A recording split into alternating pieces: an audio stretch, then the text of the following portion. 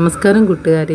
താലൂക്ക് തല വനിതാ വായനാ മത്സരത്തിലേക്ക് തിരഞ്ഞെടുക്കപ്പെട്ട ശ്രീകുമാരൻ തമ്പിയുടെ ചെറുകഥകൾ, അതിലെ കന്യകയുടെ ചിത്രം എന്ന ചെറുകഥയാണെന്ന് വായിക്കുന്നത്. ചിത്രകാരൻ്റെ കണ്ണുകൾ നിറഞ്ഞു. അഴുക്ക് പിടിച്ചു കറുത്ത ചാരുകസേരയിൽ നിന്നും എഴുന്നേറ്റ് അയാൾ വിദൂരതയിലേക്ക് നോക്കി നിന്നു. ജീർണിച്ചു തുടങ്ങിയ കിളിവാതിലിൻ്റെ കതവുകൾ ചെറുതായി ചലിക്കുന്നുണ്ടായിരുന്നു. കരയാൻ മാത്രം എന്തുണ്ടായി? കവി ചോദിച്ചു. ശബ്ദമില്ലാതെ ചിരിച്ച് അയാൾ വീണ്ടും പറഞ്ഞു, എന്തൊരു മനസ്സാണ് നിൻ്റേത്. ചിത്രകാരൻ തിരിഞ്ഞു നോക്കിയില്ല, മറുപടി പറഞ്ഞതുമില്ല. കവിക്ക് പിന്നെയും ചിരി വന്നു. അയാൾ പറഞ്ഞു, നീ എന്തൊക്കെയോ ധരിച്ചു അല്ലേ? ചായം പുരണ്ട ഷർട്ടിൻ്റെ തുമ്പുയർത്തി മുഖം തുടച്ച ചിത്രകാരൻ പറഞ്ഞു, ഞാൻ ഇന്നോളം ഒരു പെൺകുട്ടിയോടും തെറ്റ് ചെയ്തിട്ടില്ല. സ്നേഹിതനെ കസേരയിൽ പിടിച്ചിരുത്തി പറഞ്ഞു, മണ്ടൂസി, ഞാൻ തമാശ പറഞ്ഞതാണ്, വെറും തമാശ.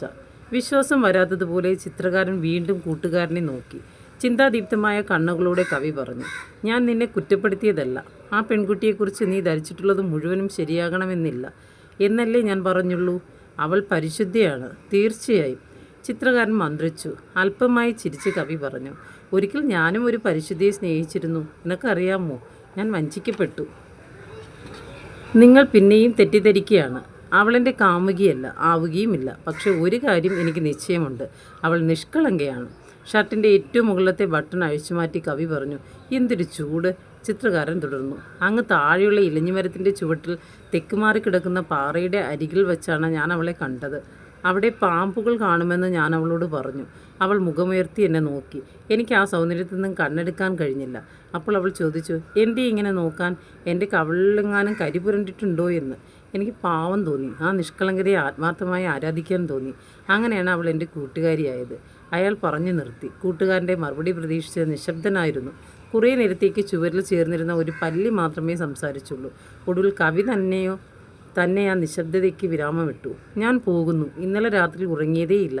അയാൾ ഇറങ്ങിപ്പോകുന്നത് നോക്കി ചിത്രകാരൻ ചിന്താമഗ്നനായിരുന്നു. ആലോചിച്ചിരിക്കെ അയാളുടെ കൺപീലികൾ നനഞ്ഞു. ഞാൻ കരയുകയാണോ? എന്തിനാണ് കരയുന്നത്? പുറംവാതിലൂടെ ആ പെൺകുട്ടി കടന്നു വന്നു. ചിത്രകാരനെ തൊട്ട് നിന്ന് അവൾ ചോദിച്ചു, പടം വരയ്ക്കുന്ന ഏട്ടൻ കരയുന്നോ? ഇല്ല. അയാൾ പെട്ടെന്ന് കണ്ണുകൾ തുടച്ച് ചോദിച്ചു, നീ പോയില്ലേ? പോയി. ആ കറമ്പൻ പോകുന്നത് കണ്ടപ്പോൾ വീണ്ടും വന്നു. കവി ഇരുന്ന സ്റ്റൂൾ ചൂണ്ടിക്കാട്ടി ചിത്രകാരൻ പറഞ്ഞു, ശ്യാം അവിടെ ഇരിക്കൂ. അവൾ അനുസരിച്ചില്ല. ഒരു കൊച്ചുകുട്ടിയെപ്പോലെ തുള്ളിച്ചാടി ആ മുറി മുഴുവൻ നടന്നു. ചിത്രകാരനെ കാത്ത് അക്ഷമനായിരിക്കുന്ന ക്യാൻവാസും ബ്രഷും ചായപ്പൊടിയും കൗതുകപൂർവ്വം നോക്കി അവൾ പറഞ്ഞു, ഏട്ടൻ എണീറ്റ് വന്ന് പടം വരയ്ക്കൂ, ഉറക്കം തൂങ്ങിയിരിക്കാതെ. ചിത്രകാരൻ അത് കേട്ടില്ല. അയാൾ മറ്റെന്തോ ചിന്തിക്കുകയായിരുന്നു. അയാളുടെ സങ്കല്പത്തിൽ വിശ്വതരമായ ഒരു കലാശില്പം രൂപം കൊള്ളുകയായിരുന്നു.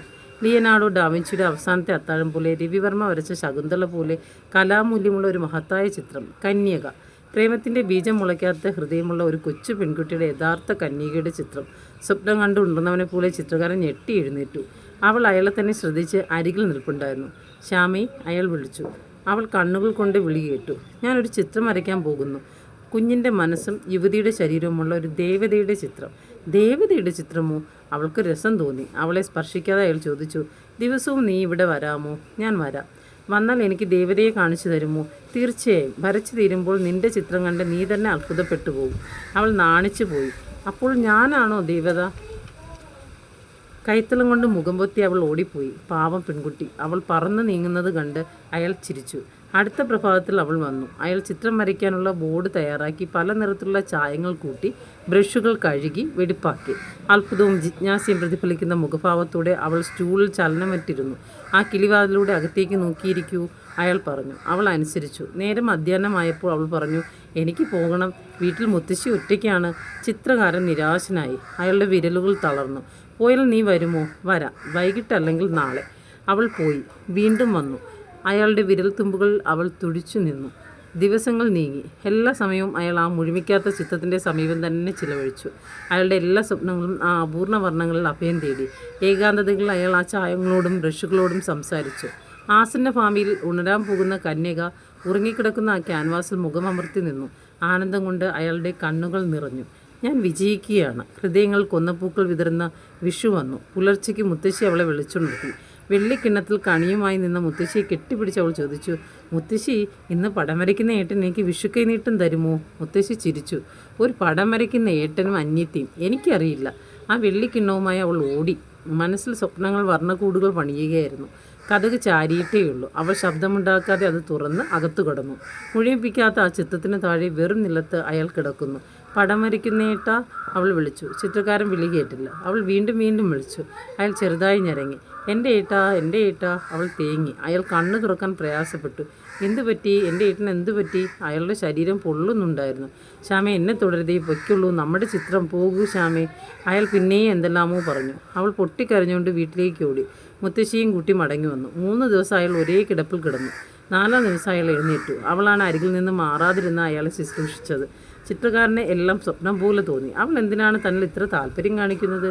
എന്തിനാണ് തന്നെ ചൊല്ലി കരയുന്നത്? എൻ്റെ വിശ്വാസങ്ങളെ, എന്നെ തകർക്കരുതേ. അയാൾ വീണ്ടും ചായം കൂട്ടി. ഉണങ്ങിയിരുന്ന ബ്രഷുകൾ നനഞ്ഞു. അവൾ വീണ്ടും പഴയ സ്റ്റൂളിൽ പോയിരുന്നു. എന്നാൽ ശ്യാമി, നിനക്കും തെറ്റി? നീ എന്താണ് ആ കിളിവാതിലൂടെ അങ്ങ് അകലെ നോക്കാത്തത്? നീ എൻ്റെ ചലനങ്ങൾ ശ്രദ്ധിക്കുന്നതെന്തിന്? എൻ്റെ ഹൃദയമേ, തൻ്റെ വിരലുകളുടെ വേഗത കുറഞ്ഞിട്ടുണ്ടോ? അതോ ചായത്തിൻ്റെ ശോഭയാണോ കുറഞ്ഞത്? പടം വരയ്ക്കുന്ന ഏട്ടാ, അവൾ വിളിക്കുന്നു. എന്താണ് ഇനിയും വരച്ചു തീർക്കാത്തത്? തികച്ചും അപ്രതീക്ഷിതമായ ചോദ്യം. അയാൾ ഞെട്ടി. അവൾ പറഞ്ഞു, ഇനിയും പിന്നെ വരച്ചാൽ മതി. ഏട്ടൻ നന്നേ തളർന്നിരിക്കുന്നു. ഞാൻ ചായ ഉണ്ടാക്കി തരാം. അയാൾ ആകെ തളരുക തന്നെ ചെയ്തു. വേദനയോട് അയാൾ പറഞ്ഞു, ശ്യാമേ, ദയവ് ചെയ്ത് നീ ഒന്ന് ഇരുന്ന് തരൂ. ഇത്രയേറെ അസ്വസ്ഥത തോന്നാൻ നിനക്ക് എന്തു പറ്റി? ദൈവത്തെയോർത്ത് നീ എന്നെ ഇങ്ങനെ ശ്രദ്ധിക്കരുത്. നീ കളങ്കിതയാവരുത്. ഒരു കടങ്കഥ കേൾക്കുന്ന അത്ഭുതത്തോട് അവൾ എഴുന്നേറ്റു. ഏട്ടൻ എന്താണ് പറഞ്ഞത്? നിന്റെ മനസ്സ് ആരുടെയും കാലടികൾ പതിയാൻ പാടില്ല. ഞാൻ വരയ്ക്കുന്ന ചിത്രം ഒരു കന്യകയുടേതാണ്. നിന്റെ കണ്ണുകൾ എന്നെ ഈ രീതിയിൽ മുഖം മറിച്ചു നിന്ന് അവൾ കരഞ്ഞു. അയാൾ ആ സംസാരം തുടരാൻ അവൾ സമ്മതിച്ചില്ല. എൻ്റെ ഏട്ടാ, ഞാൻ കണ്ടതെല്ലാം വെറും സ്വപ്നമായിരുന്നു. ഞാൻ കന്യകയല്ല ചേട്ടാ, കന്യകയല്ല. ചേട്ടൻ്റെ ഭാര്യ.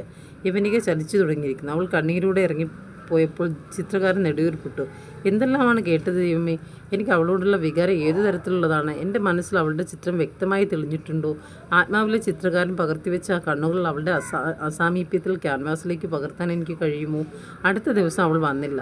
അതിനടുത്ത ദിവസവും ദുഃഖതൃപ്തമായ ആത്മാവ് കാത്തിരുന്നു. എന്നാൽ ജനിക്കാത്ത കന്യകയെ, നീ എവിടെയാണ്?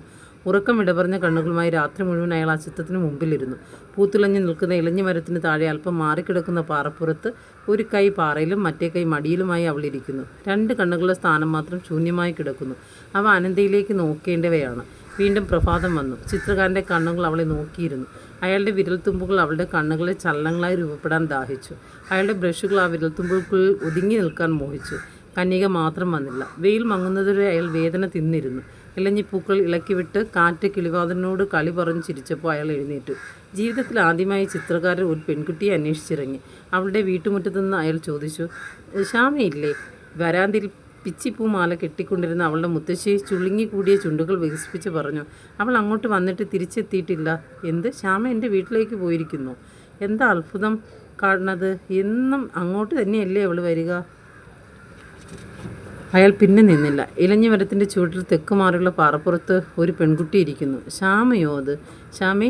അയാളുടെ വിളി കേട്ട് അവൾ തിരിഞ്ഞു നോക്കി. അഴിഞ്ഞുലഞ്ഞ മുടിയും ചുക്കി ചുളിഞ്ഞ സാരിയും അയാൾ ശ്രദ്ധിക്കുമെന്ന് പോലും അവൾ ഓർമ്മിച്ചില്ല. ചോളിയുടെ കുടുക്കുകൾ പോലും നേരെയാക്കാതെ അവൾ ഇരുന്നു. നഷ്ടപ്പെട്ടു പോയ എന്തോ ഒന്നിനു വേണ്ടി ദാഹിക്കുന്ന അവളുടെ മുഖത്ത് വിയർപ്പ് പൊടിഞ്ഞിരുന്നു. ആ കണ്ണുകളിലേക്ക് ഒരു പ്രാവശ്യമേ നോക്കിയുള്ളൂ. പ്രാണവേദനയോട് അയാൾ പറഞ്ഞു, എൻ്റെ ശ്യാമേ, നീ അത് ചെയ്യരുതായിരുന്നു. നമ്മുടെ ചിത്രം ഇനി ഒരിക്കലും പൂർണ്ണമാവുകയില്ല. ഒരു കുരുടനെ പോലെ തപ്പിയും തടഞ്ഞു അയാൾ മുറിയിൽ മടങ്ങി വന്നു. അവിടെ അഴുക്ക് പിടിച്ച കറുത്ത ചാരുകസയിൽ ഒരിക്കൽ വഞ്ചന അനുഭവിച്ച കാമുകനായ കവി കിടപ്പുണ്ടായിരുന്നു. മുറിയുടെ ഒരു മൂലയിൽ ചിത്രകാരൻ വരച്ചുകൊണ്ടിരുന്ന കന്യകയുടെ ചിത്രം താഴെ വീണ് കിടന്നിരുന്നു. മുഴുവിപ്പിക്കാത്ത ആ ചിത്രത്തിന് മുകളിൽ ചായപ്പെട്ടിയും കമഴ്ന്നിരുന്നു. നന്ദി.